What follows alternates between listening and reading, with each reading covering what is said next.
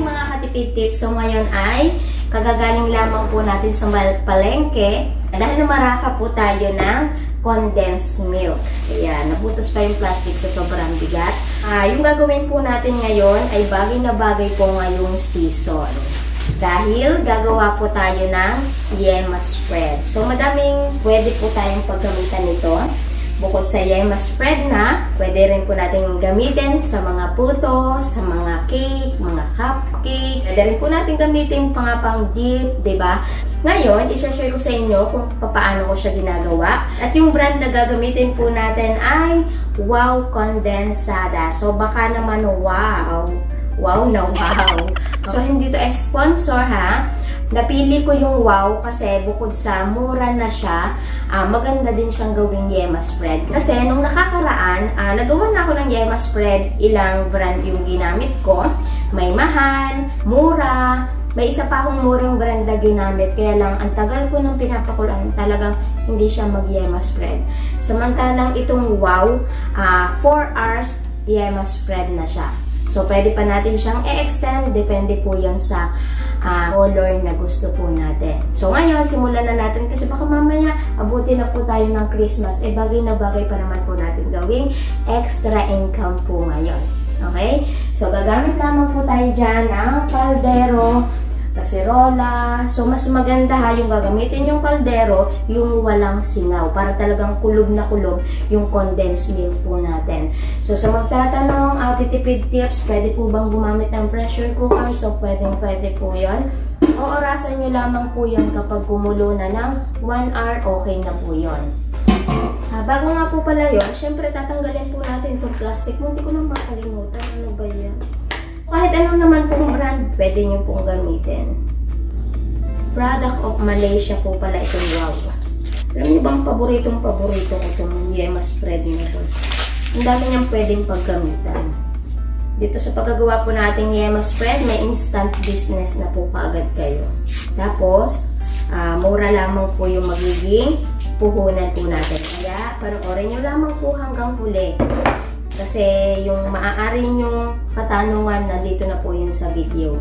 So, i-step by step lamang po natin para hindi po tayo maguluhan. Para yung talagang interesado na magnegosyo, talagang hindi sila malito, diba? So, ilagay na po natin dito. So, ito, kung tayo naman ay mga nasa probinsya, pwede naman tayong gumamit ng kahoy. Kung maggagas tayo, hindi na rin naman siya ganong kalakasan sa gas. Kasi, sa pagpapakulo, hindi natin kailangan ng todo yung apoy kasi mahina lamang siya kapag kumukulo na. Tapos, bukod doon, kung talagang pang business, syempre, hindi naman tayo magpapakulo ng 1 piraso lang, 2 piraso. Talagang lalakihan na natin yung kaldero, diba? Para isang gawaan na. Ngayon ay lalagyan po natin yan ng tubig. Kailangan ay mahigit sa lata po natin. Okay? So, estimate ang nailagay po natin tubig ay 8 litro. So, wala naman po sukat yung paglalagay po ng ating tubig dahil depende po yon sa dami ng gagawin po natin at depende po yon sa laki ng paglulutuan po natin. Basta mahalaga po doon, lunod na lunod yung lata po natin. Okay? Kasi syempre, pakukulan natin ito ng matagal, baka maigahan. So, check din po natin. Okay, so ngayon, ito po ay pakukuluan po natin. Okay? So, magbabalik po tayo kapag kumukulo na. Habang hindi pa siya kumukulo, lalaksan po muna natin yung pinakang apoy po natin.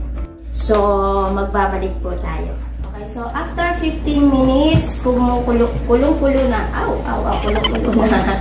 So, hinaan ko muna. Okay, so kapag kumukulo na, ngayon magi-start na po tayo ng timer po natin. So, babalikan po natin ito mamaya. Kung tayo ay medyo naiinip o nagmamadali, 4 hours, pwede na siya. Or, pwede rin natin dagdagan yung oras, 5 hours. Okay? Mamaya, magbabalik po tayo. Tapos, yung pinakang apoy po natin dito, hihinaan na lamang po natin. Gano'ng kahina, titipid tips. Basta yung tubig po natin, hindi dapat mawawala yung kulo. Yan, yung tulad po nito, tumataas yung tubig. Okay? So, balikan po natin. After 4 hours, eto na po yung ating pinakuluang condensed. Ito po, saktong-saktong 4 hours. Ngayon, ang gagawin ko, kukuha po tayo ng isa. Tapos, yung 4 na natitira, gagawin po nating 5 hours. Ayun.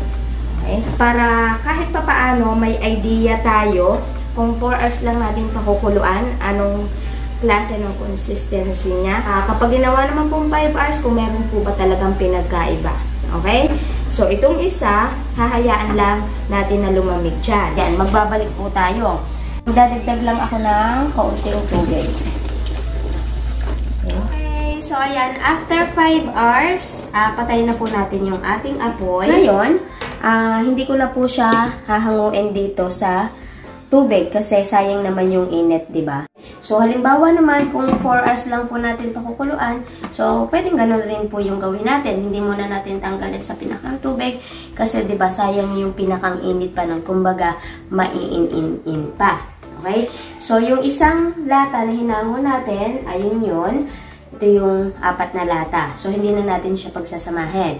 Ngayon, dahil hapon na, kinabukasan na po natin ito babalikan. Dahil hindi po natin ito pwedeng buksan habang mainit pa. Kailangan ay malamig na malamig na malamig na po. Baka mamaya malamig yung lata, pero yung loob ng gatas hindi pa. So, sa magtatanong kung bakit hindi siya pwedeng buksan, kasi kapag binuksan natin to ng mainit na, posibilidad na sumabog yung yema spread natin sa loob or mag-awas-awas. Kaya, kailangan ay malamig po natin bubuksan yung yema spread po natin na pinakuluan sa lata.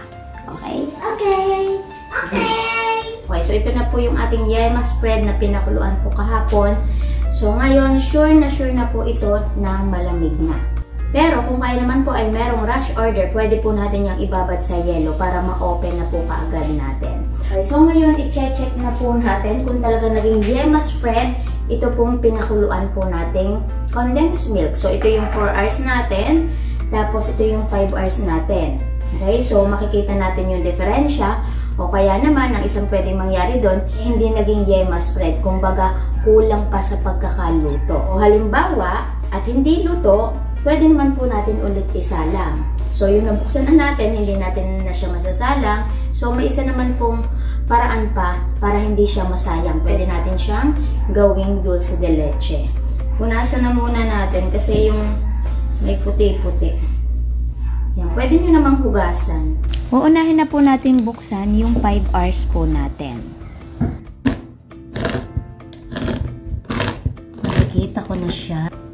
Hindi talaga ako binigyan ng brand na wow.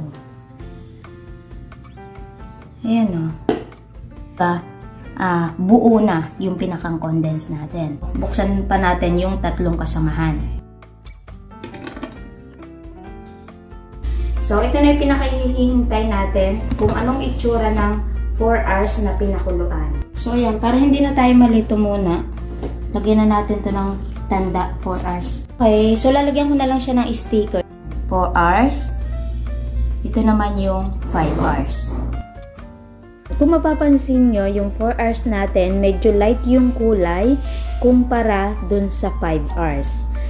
Pagkatapos, kung mapapansin din ninyo, yung 4 hours, hindi ganong ka-firm. Pero dun sa 5 hours, makikita natin na medyo may pagka-firm kumpara sa 4 hours. Tapos, sa mas malapitan pa, ito yung kutsara na pinasandok natin. Ito yung 4 hours, ito yung 5 hours. So, diba, makikita natin yung diferensya. At dito, pwedeng mas higit pa natin pakuluan. Pwedeng 6 hours hanggang 8 hours. So, ang mangyayari nun, mas magiging dark yung kulay ng yema spread natin at mas magiging firm at mas magiging spreadable yung yema spread po natin. So, ang mangyayari po nun, hindi tayo nagtipid sa gasol, mas magiging quality yung yema spread po natin. So, ngayon, pagsasama-samahin na po natin itong 5 lata sa isang lagayan. Pagkatapos, yung last ingredients, maglalagay tayo dito ng iodized salt. So, mahalaga po ito kasi magbabalanse ng lasa, magpapalinamnam, at bukod po doon, parang ito na po yung pinakang preservatives po natin. Kada isang lata, equivalent, maglalagay ako ng 1 teaspoon ng iodized salt. So, 5 teaspoon lahat ang total na ilalagay ko. So, ngayon, imimix na po natin ito ng mabuti. Isusure lamang po natin na tuyo lahat yung gagamitin po natin at malinis. Okay? Ngayon, magpapackaging naman po tayo at 2 lagayan po yung gagamitin ko para makita natin yung pinagkaiba. At bukod po doon sa costing, makikita rin po natin yung diferensya nung dalawa. So, gagamit ako ng glass jar at gagamit din po tayo ng plastic jar. So, parehas 220 ml yung size po nito. Pero, madaming packaging na pwede po tayong gamitin. Maraming mas maganda pa po dito at mas affordable. So, pwede tayong magtanong sa mga bilihan ng packaging, bakery supply, at pwede rin naman po tayong umorder sa Shopee or Lazada. So, maglalagay din po ako ng link nitong ginamit ko. So, gagamit po ako ng timbangan para malaman ko kung ilang grams yung mailalagay po natin dito sa 220 ml. Okay? So, tumitimbang po ng 275 grams ang mailalagay po natin dito. Hanggang unang guhit or pinakang leeg nung bote po natin. So, sa plastic jar po natin, ganun din po yung magiging timbang kasi parehas lang naman po siya ng size na 220 ml. Okay, so bawat lalagyan, maglalagay po ako ng 275 grams hanggang guhit. Ngayon, gagamit po ako ng pitchel para mas madali po nating maisalin at mas malinis. Okay.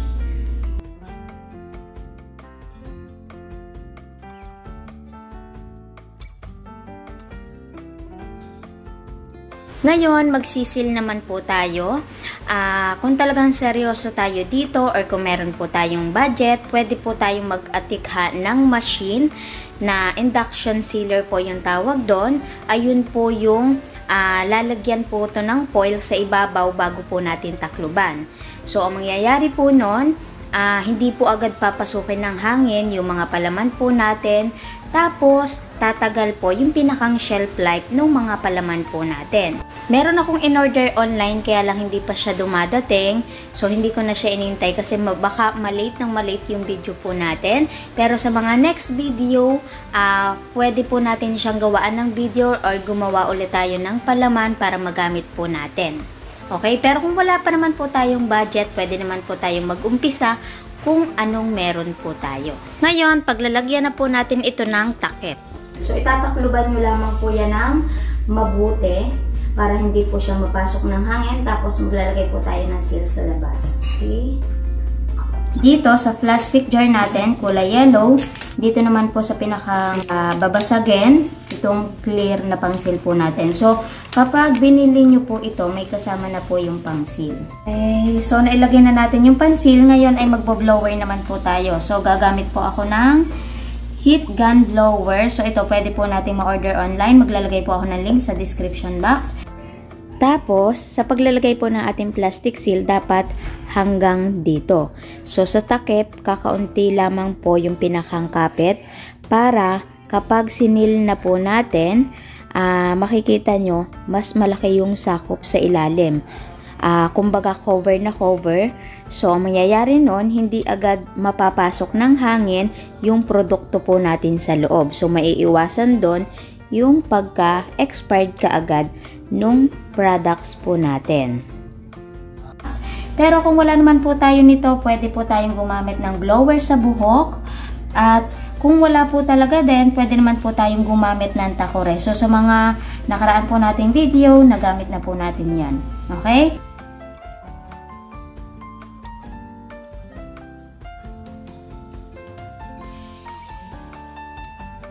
So, ayan. Ganun lang naman siyang kabilis. Ang matagal lang talaga ay yung pagpapakulo, tapos iintayin mo pang lumamig.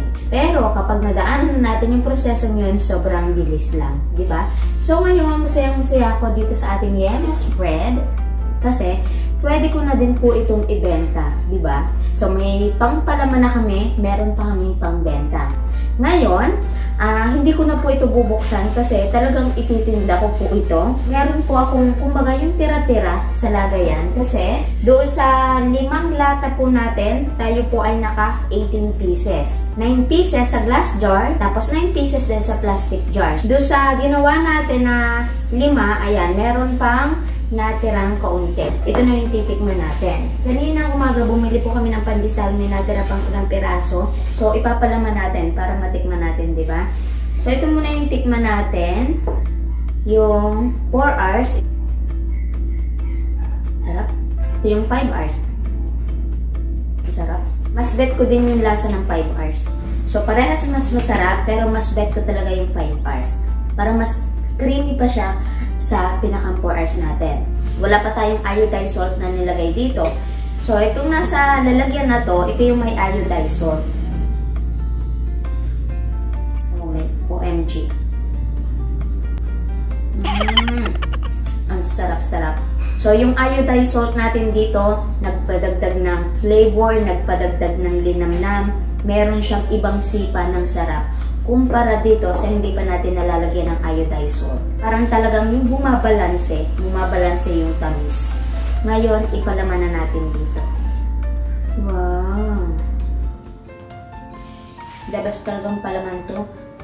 So, ito ang sarap din palaman sa tasty. Diba? Sobrang hilig ko dito mga katipid tips.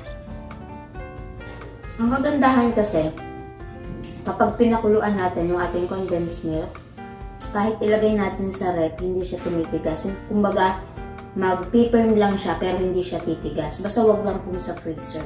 Okay? Sa chiller lamang po. Tapos, kapag malamig, ang sarap din niyang kainin. Ang sarap din niyang ipalaman. Diba? Kapag napanood nyo to, yan, pwede nyo na pong simulan. Ngayon, syempre, kung pang negosyo, dapat meron po tayong costing. Para may idea na po tayo kung magkano po yung posible nating puhunan para makapag-umpisa po tayo ng yema spread. Kasi hindi po natin kailangan ng malaking halaga para makapag-umpisa po ng yema spread. Sipag at diskarte lamang po, pwedeng-pwede.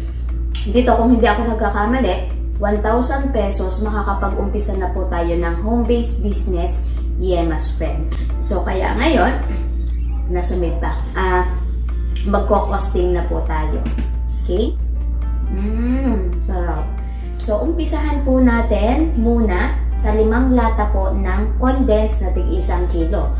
Bali, ang 1 kilo po ay nagkakahalaga po ng 95 pesos. So, times 5 at 475 po yung pinakang puhunan po natin sa 5 lata. Sa iodized salt na inilagay po natin, sabihin na po natin na 5 piso, pero labis pa po yun. Kaya ang total po lahat ay 480 pesos.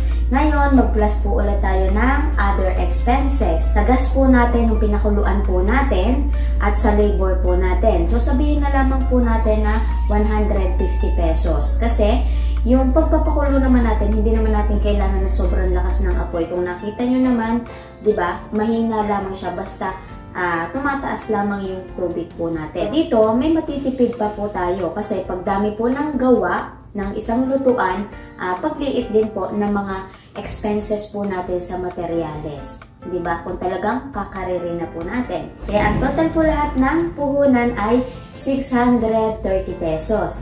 Ngayon, i-divide po natin sa 18 pieces na nagawa po natin at ang kalalabasan po nun, 35 pesos lamang po ang pinakampuhunan po natin sa yema spread na nakalagay sa loob. Ngayon, tuusin naman po natin ay nung nasa lagayan na. So, unahin natin itong nasa glass jar. So, yung yema spread po natin, 35 pesos. Okay, tapos, doon sa pinakang glass jar po natin, nagkakahalaga lamang po siya ng 16.25. Kasama na po doon yung seal, free na siya. So, sabihin na lamang po natin na 17 pesos para wala na pong putal. Sama na po doon yung seal, kumbaga free na. Pagdami din po ng bibilhin nating mga lalagyan, pagmura din po ng pinakang expenses po natin. So, mamumuhunan lang po talaga tayo. So, syempre, kung pang negosyo, mas maganda kung maglalagay po tayo ng pinakang label po natin. So, ako, hindi na ako nakapaglagay kasi yung printer namin dito sa bahay, hindi ko mabuhay. So, magtatagal pa tayo. Halimbawa, kung wala po tayong printer, pwede po tayong pumunta ng mga computer shop, pwede po tayong magpagawa doon.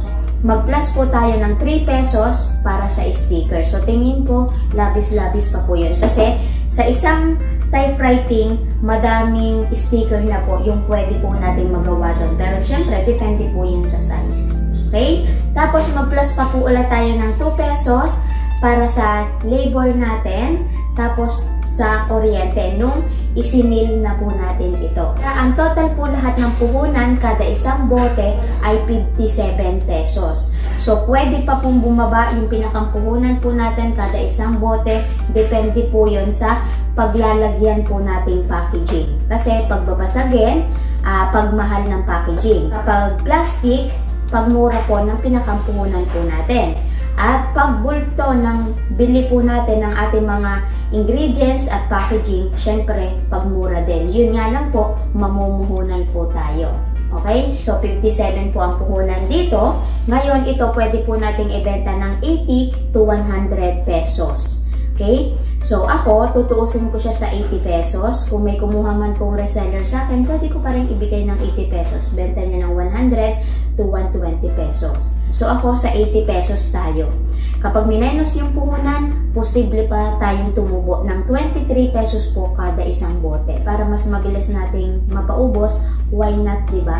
Para bumalik agad yung pinakang puhunan po natin. Okay? So, depende po yun ulit sa diskarte po natin.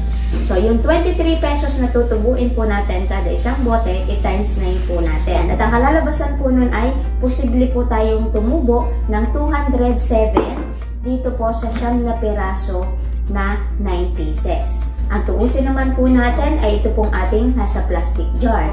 So, yung nasa loob na yan spread, 35 pesos.